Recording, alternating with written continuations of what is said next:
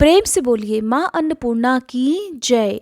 माँ अन्नपूर्णा का आशीर्वाद सदा हम सब पर बना रहे। हमारे देश में, दुनिया में कोई भी प्राणी, कोई भी जीव जंतु कभी भी बिना अन्न, बिना भोजन के ना रहे। तो आइए आज इस पावन अवसर पर रसपान करते हैं माँ अन्नपूर्णा की पौराणिक व्रत कथा का। प्राचीन समय की बात है।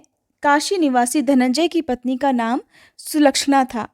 वैसे तो उन्हें सारे सुख प्राप्त थे, केवल गरीबी ही उनके दुख का कारण थी और ये दुख उन्हें हर समय सताता रहता था।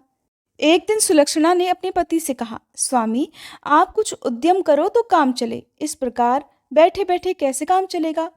सुलक्षणा की बात धनंजय के मन में बैठ गई और उसी दिन वह भगवान शंकर जी को प्रसन्न करने के लिए बैठ गया और कहने लगा, हे देवाधिदेव विश्वेश्वर, मुझे पूजा पाठ कुछ भी नहीं आता है। मैं तो केवल आपके भरोसे बैठा हूँ। ऐसा कहकर विनती करते हुए वह 2 दिन तक भूखा प्यासा बैठा रहा। ये देखकर भगवान शंकर जी ने उसके कान में अन्नपूर्णा, अन्नपूर्णा, अन्नपूर्णा इस प्रकार 3 बार कहा। ये कौन क्या कह के चला गया? अब धनंजय इसी सोच में पड़ गया। फिर वह मंदिर में जितने भी ब्राह्मण लोग आया करते, भक्तजन आया करते, उन सभी से पूछने लगा कि पंडित जी, ये अन्नपूर्णा कौन है? ब्राह्मणों ने कहा कि तू अन्न छोड़कर बैठा है तो इसलिए तुझे हर समय केवल अन्न की बात ही सूझती है। जा, घर जाकर भोजन ग्रहण कर। अब धनंजय घर गया, अपनी पत्नी से सारी बात उसने बताई। तो पत्नी कहने लगी, स्वामी, आप चिंता मत कीजिए। स्वयं शंकर जी ने ही ये मंत्र आपको दिया है और वे स्वयं ही इस बात को प्रकट करेंगे। आप फिर से जाकर उनकी आराधना कीजिए।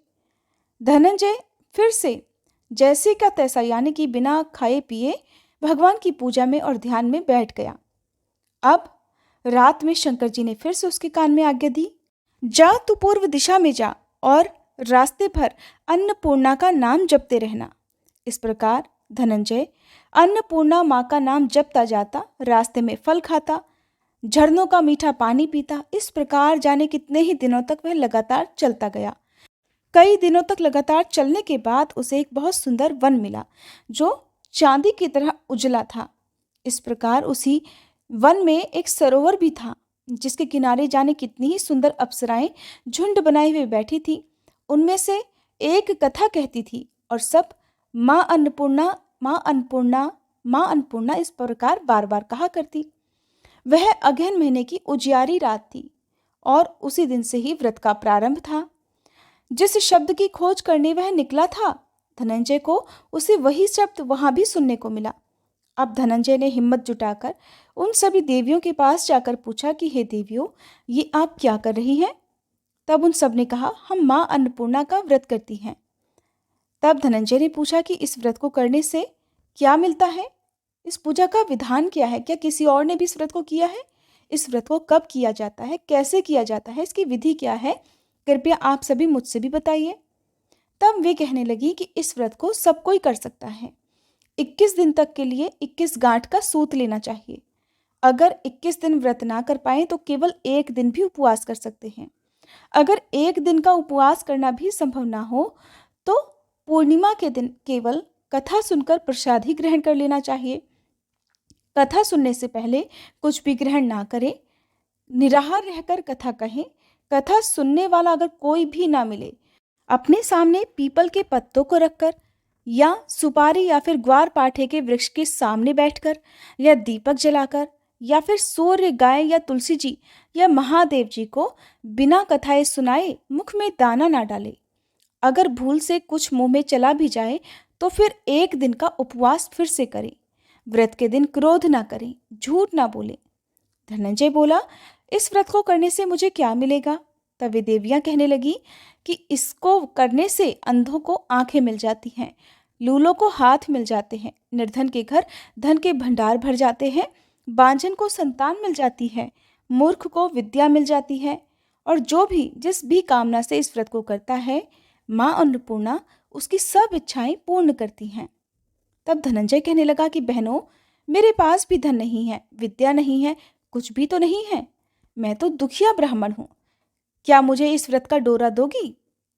तो देवियाँ कहने लगी, हाँ भाई, तेरा कल्याण हो, हम तुझे डोरा देंगे। ले, इस व्रत का डोरा ले। फिर धनंजय ने वह डोरा लेकर व्रत पूर्ण किया। जब व्रत पूरा हुआ तब सरोवर में से 21 खंड की सोने की सीढ़ी हीरे मोती जड़ी हुई प्रकट हुई। धनंजय जय अन्नपूर्णा कहता हुआ जाता था। इस प्रकार जाने कितनी ही सीढ़ियां वह नीचे उतर गया। जब नीचे उतरा तो उसने देखा कि करोड़ों सूर्य से प्रकाशमान मां अन्नपूर्णा का मंदिर है। उसके सामने सोने के सिंहासन पर मां अन्नपूर्णा विराजमान है। सामने भिक्षा के लिए शंकर भगवान खड़े हुए हैं। देवांगनाएं चंवर डुला रही हैं। कितने ही हथियार बांधकर पहरा दे रही हैं। धनंजय दौड़कर मां अन्नपूर्णा के चरणों में गिर गया। देवी उसके मन का दुख जान गई। धनंजय कहने लगा, मां, आप तो अंतर्यामिनी हो, आपको अपनी दशा क्या बताऊं। मां कहने लगी, तूने मेरा व्रत किया है, जा, संसार तेरा सम्मान करेगा। तब मां अन्नपूर्णा ने धनंजय की जिह्वा पर बीज मंत्र लिख दिया। अब तो उसके रोम रोम में विद्या प्रकट हो गई। इतने में ही धनंजय ने देखा कि वो तो अपने घर के सामने खड़ा है। अब वह घर आ गया।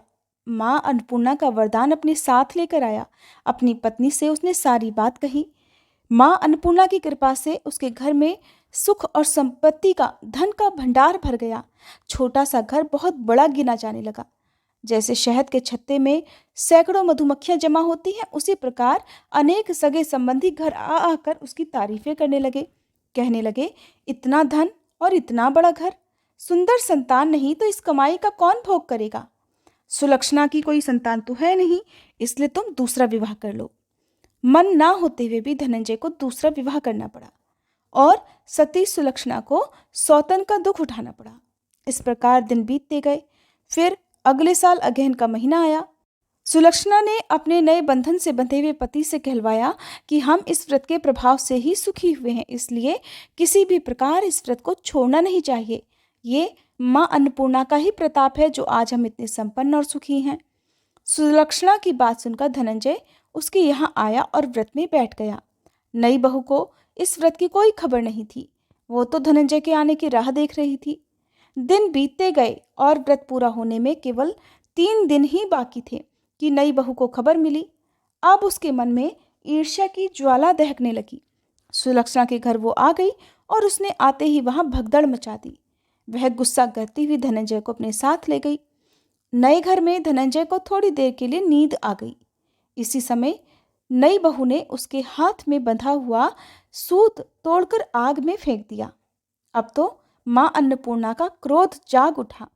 घर में अचानक आग लग गई। सब कुछ उस आग में जलकर खाक हो गया। सुलक्षणा जान गई और पति को फिर अपने घर ले आई। उधर नई बहू रूठकर अपने पिता के घर जा बैठी।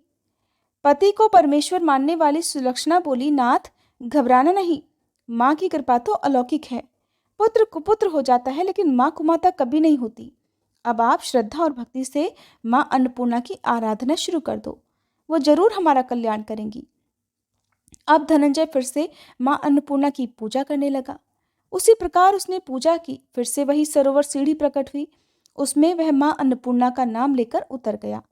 वहां जाकर वह माँ के चरणों में रोने लगा। माँ प्रसन्न होकर बोली, ले, ये मेरे सोने की मूर्ति ले, तू उसकी पूजा करना, तू फिर से सुखी हो जाएगा। जा, तुझे मेरा आशीर्वाद है। तेरी पत्नी सुलक्षणा ने श्रद्धा से मेरा व्रत किया है, उसे मैंने पुत्र दे दिया है। धनंजय ने आंखें खोली तो फिर से अपने आप को घर के आगे पाया। वह अपने घर के अंदर आया। इधर सुलक्षणा को दिन चढ़े। वह गर्भवती हो गई। 9वां महीना पूरा होते ही उसके घर में पुत्र का जन्म हुआ। गांव में आश्चर्य की लहर दौड़ गई। उसके घर में फिर से सुख और संपत्ति का भंडार भर गया। सभी लोग मां अन्नपूर्णा को मानने लगे। इसी प्रकार उसी गांव के निसंतान सेठ ने भी अन्नपूर्णा मां का व्रत किया, जिनके प्रभाव से उसके घर में भी पुत्र हुआ। तब उसने मां अन्नपूर्णा का विशाल मंदिर गांव में बना दिया। उसमें माताजी धूमधाम से पधारी। यज्ञ करवाया गया और धनंजय को उसी मंदिर के आचार्य का पद दे दिया गया। धनंजय को जीविका चलाने के लिए मंदिर की दक्षिणा और रहने के लिए बड़ा सुंदर सा भवन मिल गया। अब धनंजय अपनी पत्नी और अपने पुत्र के साथ वहां आराम से रहने लगा। माताजी की चढ़ावे में भरपूर आमदनी होने लगी। उधर नई बहू के पिता के घर डाका पड़ गया। सब कुछ लुट गया और वे गरीब हो गए। भीख मांगकर पेट भरने लगे। सुलक्षणा ने सुना तो उन्हें बुलावा भेजा। उन्हें अलग घर में रखवा लिया और उनके अन्न और वस्त्र का प्रबंध भी करवा दिया। धनंजय, सुलक्षणा और उसका पुत्र अब माँ अन्नपूर्णा की कृपा से बड़े आनंद से रहने लगे। हे माँ अन्नपूर्णा, जैसे आपने उनके घर में भंडार भरे, वैसे ही सबके भरना। इस कथा को कहने, सुनने और हुंकारा भरने वालों के घर में कभी अन्न और धन की कमी न रहने देना। प्रेम से बोलिए, अन्नपूर्णा मैया की जय। अन्नपूर्णा व्रत की दूसरी पौराणिक कथा के अनुसार एक बार पृथ्वीलोक पर सूखा पड़ गया। जमीन बंजर हो गई। फसलें, फलों आदि की पैदावार न होने से जीवन पर संकट आ गया। तब भगवान शिव जी ने पृथ्वीवासियों के कल्याण के लिए एक भिखारी का रूप धारण किया और माँ पार्वती जी ने माँ अन्नपूर्णा का अवतार लिया। इसके बाद भगवान शिव ने माँ अन्नपूर्णा से भिक्षा में अन्न मांगा। इस अन्न को लेकर भगवान शिव धरती लोक पर गए और सभी प्राणियों में इसे बांट दिया। इसके बाद धरती पर एक बार फिर से धन धान्य हो गया और इसके बाद से ही मार्गशीर्ष मास की पूर्णिमा तिथि को अन्नपूर्णा जयंती मनाई जाने लगी। माँ अन्नपूर्णा की पूजा हमेशा ब्रह्म मुहूर्त में या फिर शाम के समय करनी चाहिए। आप माँ अन्नपूर्णा की पूजा वैसे तो रोज भी कर सकते हैं, लेकिन अगहन महीने के शुक्रवार को खास तौर पर माँ की पूजा की जाती है। माँ को खीर का भोग बहुत प्रिय है और माँ अन्नपूर्णा का विश्वविख्यात मंदिर बनारस में काशी विश्वनाथ जी के मंदिर के बिल्कुल पास में ही है। कहते हैं कि अन्नपूर्णा माँ की पूजा करने से कभी भी घर में अन्न की कमी नहीं रहती, कोई भी व्यक्ति भूखा नहीं सोता। माँ अन्नपूर्णा की पूजा करने से पहले रसोई घर की भी पूजा की जाती है और कथा पढ़ने या सुनने से पहले अपने रसोई घर को साफ करके, किचन को, गैस चूल्हे को साफ करके वहाँ पर भी एक दीपक लगाना चाहिए। यदि आपके पास माँ अन्नपूर्णा की तस्वीर या मूर्ति ना हो तो मन में ही माँ अन्नपूर्णा का ध्यान करके उन्हें धन्यवाद देना चाहिए। ध्यान रखें कि पूजा करने से पहले जूठी रसोई नहीं होनी चाहिए। उस समय घर में आप कुछ ना बनाएं। जब आप पूजा कर लें उसके बाद ही घर में आपको जो भी भोजन आदि है वो तैयार करना चाहिए। इस दिन घर में शुद्ध सात्विक भोजन ही बनना चाहिए। जो लोग 21 दिन का उपवास ना कर पाएं, 21 दिनों तक नियमों का पालन ना कर पाएं, वो केवल मार्गशीर्ष पूर्णिमा के दिन भी इस विधि विधान से माँ की पूजा कर सकते हैं। अगर आपको ये वीडियो पसंद आई हो तो वीडियो को लाइक करके हमारे चैनल पर आजकल सुनाई जा रही भागवत कथा भी जरूर सुनिएगा।